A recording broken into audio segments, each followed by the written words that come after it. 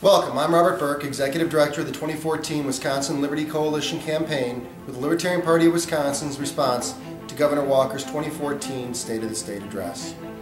In 2013, Wisconsin's momentum in school choice and the general budget restraint shown by our government were positive moves. And indeed, green shoots sprouted across the state and in our coffers.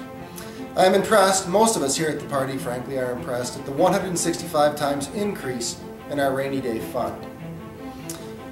My kudos are going to stop there, because Governor Walker's speech goes on to claim benefits of his administration that are unfounded, likely have more to do with problems in Illinois, and completely avoided talking about multiple serious issues here in our state. I will address four specific areas: our environment and laws, education, employment, and the state-owned bank known as the Wisconsin Economic Development Corporation. The landscape of Wisconsin is our greatest asset. One of the most troubling trends this year related to the environment comes from frac sand mine pollution cases. The issue is raging here in St. Croix County as a new mine attempts to start up.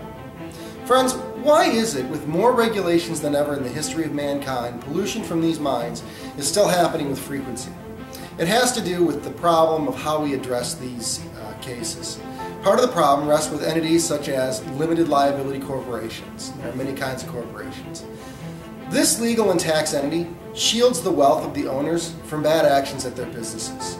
These charges are most often against businesses, and the losses are then written off as the cost of doing business and passed along to the consumer. While the LLC, by the way, can generally deduct the expenses from the company's tax return, or at least the legal expenses because they didn't admit it. We need to start fining the owners of these companies personal wealth, especially when it comes to actual pollution of the environment. Let me bring a couple of ideas together here to people, if you would, please. I like this statement. Guns don't kill people. People kill people. That's very true. And pencils don't make mistakes. People make mistakes with pencils. And companies don't pollute the environment. People pollute the environment. And this is the lesson that we really have to learn. The bigger lesson is that the red team and the blue team are not going to change these laws, as more than half of our Congress are now millionaires.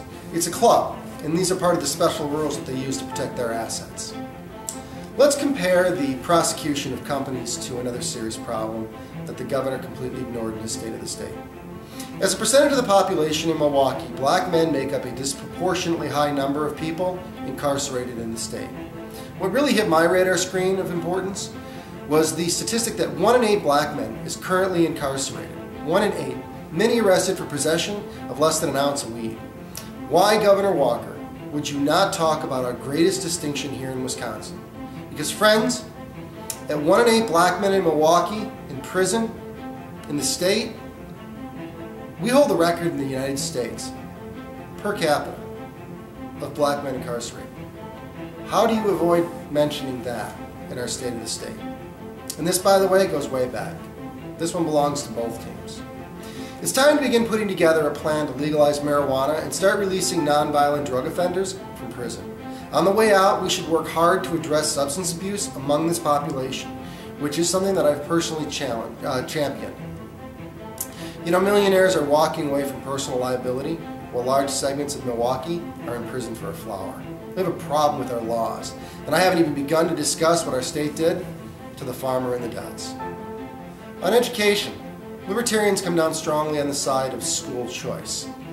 A number of schools in Wisconsin are dealing with overcrowding, including Hudson. The legislature could pass a bill that allows parents at these overcrowded schools to apply for vouchers to alternative schools, and let the kids that want to seek a different style of education do so, whether it's online or part of an emerging free market of education choices that will develop in these areas, I promise. We also believe as Libertarians that this will allow for higher pay for our teachers if we can get comparable amounts of the vouchers to go to these private schools. The days of believing that we learn best between four concrete walls with the occasional interest of music and gym thrown in really should change. It's an outdated idea, and it fails to take advantage of technology. We support teachers who are risk takers in education, and there are some amazing ideas out there, like the one from this incredibly bright young man, Logan LaPlante, who gave a TED Talk about hack schooling. It's one of the most popular TED Talks on YouTube. I really recommend it. I was actually inspired. He asked a question that at the beginning of his presentation. It's a question I think a lot of parents ask their kids. I think we all have a certain expectation for an answer, but he gets it right. The question is simply, when we ask our kids, what do you want to be when you grow up? You know, it turns out happy. Happy should be the answer that we're looking for. The governor spoke about jobs. Quote, JobCenterofWisconsin.com had nearly 50,000 jobs listed on it. However, a significant number of the people looking for work don't have the skills required for the jobs available. Now, I think that last part there might actually be a direct quote from Fox News, if I'm not mistaken. You should source your stuff, Governor. I always recommend you visit the source yourself, but there are things about the 50,000 number you should know. First, the actual number of jobs listed in Wisconsin is 38,353, which means the number is actually about 3/4 of what the governor was cheering on. If you look through these listings, there are obvious shortages in high-skilled science and healthcare areas. These positions also, by the way, have the highest percentage of jobs, generally speaking, they're outside of the state, such as pharmacists, with 33% of the jobs being listed outside of the state of Wisconsin. We hand out a lot of drugs. Many of the jobs that are in our state really should not be a problem to fill with our current supply of high school and college graduates, as they are primarily clerical and retail. In fact, I find this a very startling thing to consider. As Governor Walker cheers on this recovery, the December jobs report clearly showed a collapse in hiring. Estimates on average were somewhere around 179,000 jobs to be created. Only 74,000 new jobs were created in December of 2013. This is very troubling, especially since the jobs themselves were dominated by low-paying retail jobs and temp positions. Again, clerical and retail. And those temp jobs, that means the temp agency signed them on. That doesn't mean that somebody's actually working a job. The governor claims personal incomes are also up, but disposable income is what really counts. Disposable income is what we have to spend. We have to spend after we've taken care of basics like rent and food. This number is once again falling, and I pointed out in a blog earlier this week that this personal income formation is eerily similar to the housing bubble pop in 2008. These are not the same images. This one is on the left is 2008, and the one on the right is through November 2013. A part of this can be explained by looking at our commodities index, with something that we actually produce here in Wisconsin, cattle and dairy. These price rises match the stock market increases over the last 5 years. This is all a manifestation of inflation. And the governor's claims of victory over the economic woes of yesteryear ignores the very real possibility that he may be soon facing the very same challenges. Let's see you hold that 165-time multiple for another year, Governor.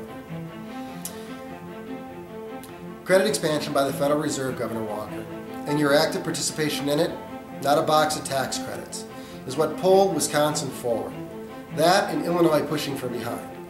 And I'm willing to bet on my theory that when the punch bowl of the Federal Reserve is gone, you have far less success. This realization brings us back to the WEDC, which was our Wisconsin credit expansion ticket. Wisconsin, in a nutshell, the Wisconsin Economic Development Corporation is an entity whose whole purpose is to show business how to get as much of Wisconsin government money and assistance as possible, from loans to educational grants and well beyond. It's a nonprofit with our governor as the chair, which brings me to two questions that we'd really like to ask. How much government money has the WEDC lost or misspent over the last decade, and who is it given to? And second, when the WEDC talks about leveraged dollars, in what amounts and to what banks did the business go? I would really like to see if it was advantageous for banks to be members of your nonprofit agency there, Governor Walker. You see, transparency in government and all that is important to libertarians. Criticism is easy. What would the Libertarian Party do different? We would fix our laws to hold people accountable. We would adjust our regulatory model to be guides rather than roadblocks. And we would begin addressing the political fraud in our politics. In closing, we have a problem in this state with heroin. And somehow Governor Walker failed to even mention it in his State of the State. I guess it's a common problem. We find it relevant enough, however, to be discussed here.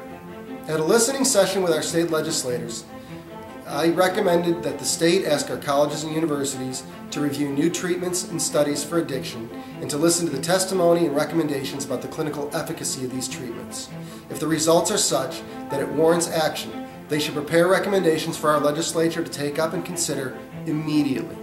These studies are showing impressive results, friends, not just for treating addiction, but also for treating post-traumatic stress disorder, or PTSD. And libertarians are all for our veterans having access to any cutting-edge treatment with such impressive results as these. We are the Libertarian Party of Wisconsin.